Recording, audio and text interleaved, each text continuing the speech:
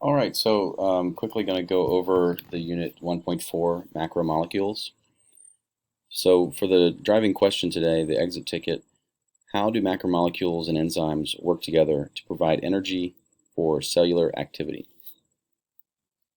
So first we have to break down what are macromolecules, and there are four major macromolecules that we focus on in this class.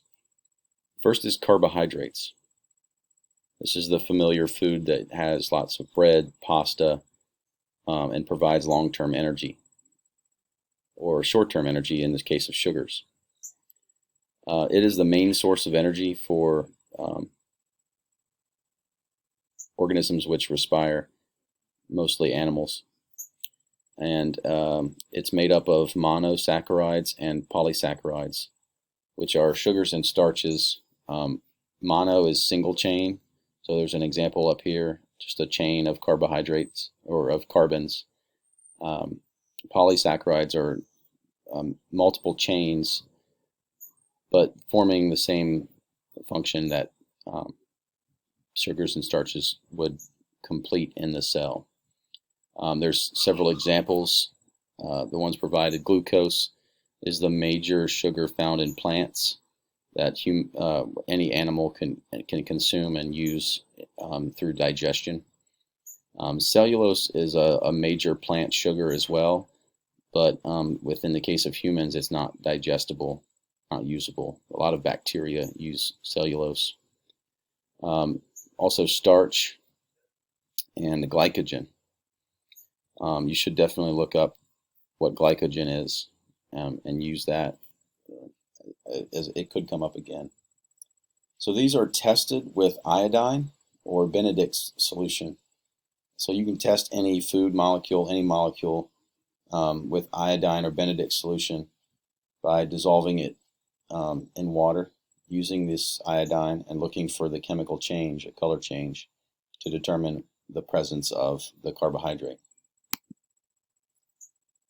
So the lipids are fats and oils, and their function is to insulate and store energy. The major lipid that we focus on is the phospholipid bilayer, which is the layer around a cell, the cellular membrane.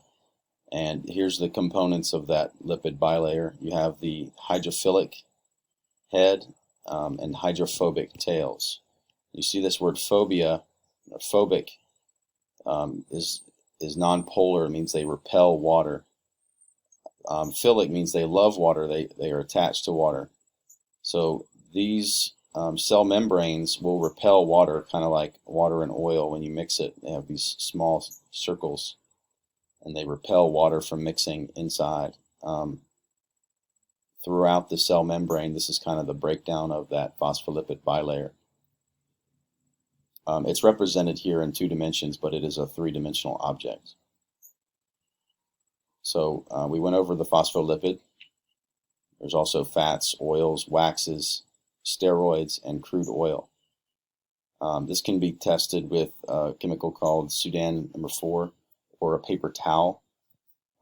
Maybe you've experienced this after eating something with lots of fats, potato chips, fried chicken, something like that. You wipe with the paper towel, and it will not dry. It will appear wet even after it's dry, and that's a paper towel test for lipids. The third nucleic is nucleic acid. This macromolecule is responsible for carrying genetic information for protein synthesis.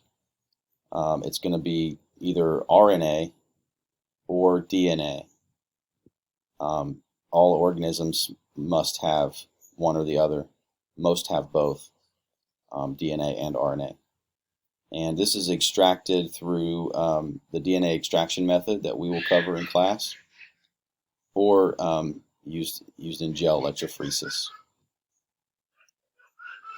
We will learn much more about DNA in the coming lectures. The last is proteins.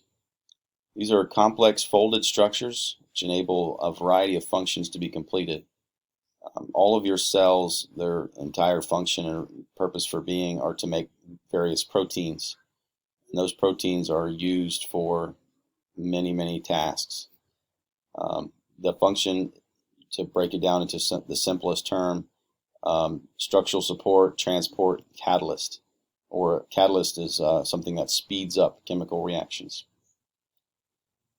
These are made of amino acids, or another term for that, a larger term would be polypeptide chains.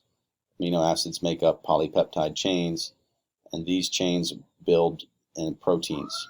Some examples are insulin, hemoglobin, and other enzymes.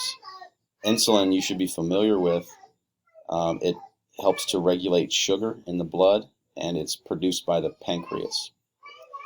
Hemoglobin is a protein in your blood cells which is responsible for carrying oxygen around your body.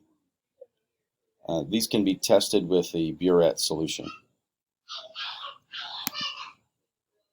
So here are again the four major macromolecules that we cover in class.